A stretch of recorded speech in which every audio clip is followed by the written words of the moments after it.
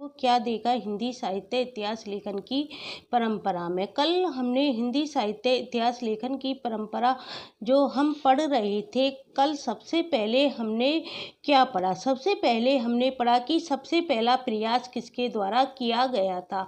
आपको पता है सबसे पहला जो प्रयास हिंदी साहित्य इतिहास लेखन की परंपरा में किया था वो किसने किया था? वो किया था फ्रेंच विद्वान।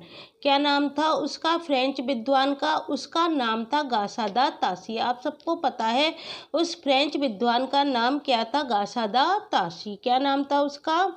मैं आपको लिख देती हूँ, गासा दा तासी। और उसके इतिहास ग्रंथ का नाम आपसे पूछा जा सकता है इतवार दाला लिटरेचर एंदोई ए हिंदुस्तानी, जिसके हमने कितने संस्करण पढ़े थे? जिसके हमने पढ़े थे 2 संस्करण। और कितने भाग पढ़े थे? 5 भागों में प्रकाशित हुआ था। पहले संस्करण में 2 भाग प्रकाशित हुए थे, जबकि दूसरे संस्करण में कितने भाग प्रकाशित हुए थे? 3 भाग प्रकाशित हुए थे। और इसको 3 खंडों में विभक्त करते हुए उन्होंने क्या किया था? पर्याप्त संशोधन किया था और परिवर्तन किया था, लेकिन फिर भी इस ग्रंथ का महत्व माना जाता है। मैंने आपको कल की वीडियो में बताया कि इस ग्रंथ का महत्व केवल इसी दृष्टि से है कि इसमें हिंदी काव्य का क्या किया गया? सर्वप्रथम इतिहास प्रस्तुत करने का प्रयास किया गया था, तथा कवियों के रचना काल का भी इसमें क्या दिया गया था? निर्देश दिया गया था। अन्यथा कवियों को इन्होंने क्या किया था? काल क्रम के स्थान पर अंग्रेजी वर्ण क्रम में प्रस्तुत किया था। अर्थात इनकी जो पद्धति थी वो कैसी थी? इनकी जो पद्धति थी वो कौन सी थी? वर्णानुक्रमी पद्धति थी। मैंने आपको बताया इनकी पद्धति कैसी थी? वर्णानुक्रमी पद्धति थी। काल विभाजन एवं युगीन प्रवृत्तियों के विवेचन का इन्होंने कोई प्रयास नहीं किया था।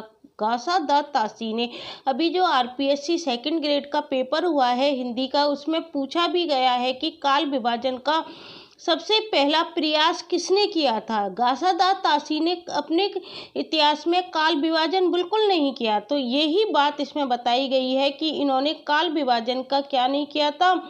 बिल्कुल भी प्रयास नहीं किया था। काल विभाजन एवं युगीन प्रवृत्तियों के विवेचन का कोई प्रयास नहीं किया गया था। इनके जो इतिहास है उसमें हमको युगीन प्रवृत्तियां भी देखने को नहीं मिलती है। हिंदी के कवियों में इन्होंने क्या किया था? अन्य कवियों को भी मिला दिया था। इनकी देखो इतिहास की कमियां बताई जा रही हैं। यदि आपसे क्वेश्चन भी यदि पूछा जाए, जो बच्चे तैयारी कर रहे हैं अदर एग्जाम की, उनके में क्वेश्चन आते हैं तो आपसे पूछा जा सकता है कि गासा दा तासी के इतिहास में हमको क्या कमी देखने को मिलती है, तो आप क्या आंसर दोगे? उसमें पहली कमी तो आप ये बताओगे कि इन्होंने काल विभाजन नहीं किया है। दूसरी कमी, इन्होंने युगीन प्रवृत्तियां इनके इतिहास में हमको दिखाई नहीं देती हैं। और तीसरी कमी जो है, हिंदी के कवियों के साथ साथ इन्होंने अन्य कवियों को भी क्या कर दिया है? घुला मिला दिया है। और अन्य कवियों को जब मिला दिया है, हिंदी के कवियों में इतर भाषाओं को भी क्या कर दिया गया है? मिला दिया गया है। ऐसी त्रुटियां हैं जिसके कारण इसे इतिहास मानने में क्या होता है? हमको संकोच होता है। लेकिन इसका महत्व मैंने आपको बताया था क्यों है कि भारत से दूर बैठकर भी इसका महत्व क्यों है?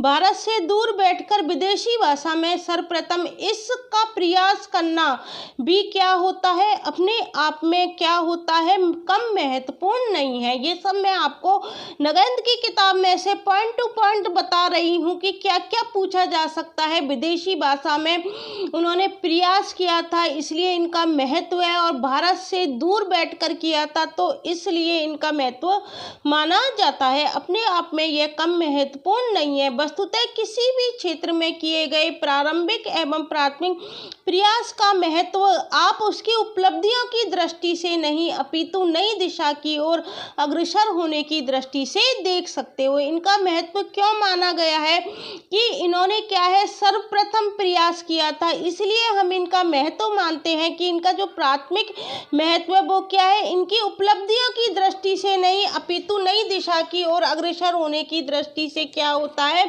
माना गया है। नई दिशा की ओर अग्रसर होने की दृष्टि से क्या हुआ है, माना गया है। यह बात ताशी के प्रयास पर भी क्या होती है, लागू होती है। अस्तु उनके ग्रंथ में अनेक त्रुटियों व न्यूनताओं के होते हुए भी उन्हें साहित्य इतिहास लेखन की परंपरा में उनके प्रवर्तक के रूप में हम क्या देते हैं, गौरवपूर्ण स्थान देते हैं। तो ये बात हमने किसके बारे में पढ़ी थी, गासादा ताशी के इतिहास के बारे में पढ़ी। उसके बारे में हमने सब कुछ जानकारी हासिल कर ली है कि क्या क्या एग्जाम में क्वेश्चन बन सकते हैं। अब ताशी की परंपरा को भी आगे बढ़ाया, तो ताशी की परंपरा को आगे किसने बढ़ाया, तो दूसरे कवियों का नाम क्या आता है, हमारा शिव सिंह सेंगर। दूसरे नंबर पे कौन से कवि आते हैं, हमारे शिव सिंह सेंगर। क्या नाम है, दूसरे नंबर के जो कवि आते हैं उनका नाम है शिव सिंह सेंगर। और उन्होंने कौन सा ग्रंथ लिखा था, उन्होंने लिखा था शिव सिंह सरोज। कौन सा लिखा था, शिव सिंह सरोज, जो कि 1883 में प्रस्तुत किया गया था। इसका आपसे सन पूछा जाता है। ताशी की परंपरा को आगे बढ़ाने का श्रेय किसको दिया जाता है, शिव सिंह सेंगर को दिया जाता है, जिन्होंने क्या लिखा, शिव सिंह सरोज लिखा, 1883 में लिखा। और उन्होंने 1000 भाषा कवियों का जीवन चरित्र, उनकी कविताओं व उदाहरण सहित प्रस्तुत करने का क्या किया है, प्रयास किया है। तो मैं आपको ये सब नगेंद्र की बुक में से करा रही हूँ। आपको नगेंद्र की बुक पूरी समझ में आ जाएगी। हम नगेंद्र की बुक में से क्या क्या क्वेश्चन बनते हैं वो मैं आपको करा रही हूँ। पहले नंबर पे गासादा ताशी, दूसरे नंबर पे कौन आए, शिव सिंह सरोज, जिन्होंने शिव सिंह सेंगर आए, जिनके ग्रंथ का नाम क्या है, शिव सिंह सरोज है। ईस्वी पूछी जाती है 1883 ईस्वी है। और 1000 कवियों का इन्होंने क्या किया है, वर्णन प्रस्तुत किया है। उनकी कविताओं का उदाहरण सहित प्रस्तुत करने का इन्होंने प्रयास किया है। कवियों के जन्म काल, रचना काल आदि के भी संकेत दिए गए हैं। दूसरी बात यह है कि ये संकेत बहुत ज़्यादा विश्वसनीय नहीं है। देखो इसकी कमियां बता रहे हैं इतिहासकार साथ की साथ की क्या है, ये बहुत अधिक विश्वसनीय नहीं है। इतिहास के रूप में इस ग्रंथ का महत्व क्या है, अधिक नहीं है, किंतु फिर भी इसमें उस समय तक उपलब्ध हिंदी कविता संबंधी ज्ञान को क्या किया गया है, संकलित किया गया है, जिससे परवर्ती इतिहासकार क्या उठा सकते हैं, लाभ उठा सकते हैं। इसी दृष्टि से इसका महत्व है। अब देखो शिव सिंह सेंगर के बारे में आपसे क्या पूछा जाएगा, दूसरे नंबर पे आते हैं। इन्होंने शिव सिंह सरोज नामक ग्रंथ लिखा है, सन पूछा जाएगा 1883 ईस्वी है। इसके अलावा 1000 कवियों का इन्होंने वर्णन प्रस्तुत किया है। अब देखो इसके बाद शिव सिंह सेंगर के बाद कौन आते हैं, शिव सिंह सेंगर के बाद जो तीसरे नंबर पे आते हैं वो आते हैं हमारे, कौन आते हैं, ग्रियर्सन महोदय आते हैं। कौन आते हैं, ग्रियर्सन महोदय आते हैं। शिव सिंह सेंगर ने भी काल विभाजन का कोई भी प्रयास नहीं किया, ये हम पढ़ चुके हैं। तो ये जो ग्रियर्सन है इसके बहुत क्वेश्चन एग्जाम में आते हैं। तीसरे नंबर पे हम ग्रियर्सन के बारे में पढ़ते हैं। इन्होंने देखो कौन से सन में प्रकाशित किया था, इनका सन आता है 1888 में है। इनका एशियाटिक सोसाइटी ऑफ बंगाल पत्रिका के विशेषांक के रूप में ये भी आता है कि किस विशेषांक के रूप में इनका निकला है, तो ये हमको याद रखना है। 1888 ईस्वी में एशियाटिक सोसाइटी ऑफ बंगाल की पत्रिका के विशेषांक के रूप में जॉर्ज ग्रियर्सन द्वारा रचित उनके ग्रंथ का क्या नाम है, the modern vernacular literature of northern Hindustan. क्या नाम है, the modern vernacular literature of Hindustan का प्रकाशन हुआ। तो ये पॉइंट क्या है, इम्पोर्टेंट है। जो नाम से इतिहास ना होते हुए भी, नाम से देखो इसमें इतिहास शब्द बिल्कुल प्रयुक्त नहीं किया गया है। नाम से इतिहास ना होते हुए भी इसे हम क्या कहते हैं, सच्चे अर्थों में क्या कह सकते हैं, हिंदी साहित्य